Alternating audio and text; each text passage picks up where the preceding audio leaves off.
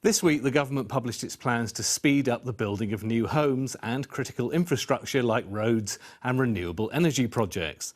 The Planning and Infrastructure Bill would also mean more decisions on local planning applications being made by council officers rather than elected members. But that's causing concerns about a lack of democratic oversight in the planning process. Seb Noble reports.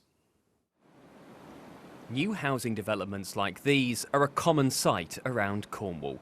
But the government's keen on even more of them. Labour says there's a national housing shortage, so wants 1.5 million homes built over the course of this Parliament. Cornwall Council's been told by the government it needs to build just under 4,500 homes a year. The previous target it set itself was around 2,500 though. So that's an increase on the previous total of more than 2/3. To help hit that target, the government's published proposals to speed up the planning process so new housing and infrastructure can be built faster. Far too often it takes years and years and years of going through these archaic processes. We want to streamline it, make it clear what our expectations are, and then deliver for people and get that infrastructure in the houses we desperately need.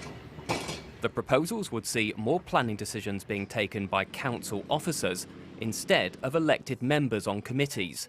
This councillor admits applications could be approved faster, but the views of elected representatives still need to be heard.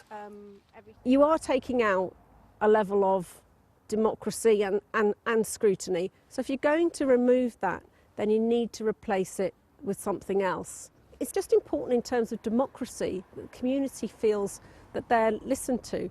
Otherwise, why have councillors in the first place? Councils could also be given the power to complete compulsory purchase orders at a lower price on land they want to seize for development, which is causing farmers concern. Changes to hope value mean land potentially being compulsory purchased for less than it is worth and less than was paid for it, which is coming at a terrible time for the industry. Labour insists it's time to stop backing the blockers and wants to support the builders instead. But campaigners say the right balance needs to be found. Good planning is about people working together to get the right schemes in the right places. To just say we're just going to bulldoze through and impose housing on communities where they don't necessarily want it, or it doesn't actually deal with local need and affordability, is the wrong approach. The government says its planning and infrastructure bill will create the biggest housing boom in a generation.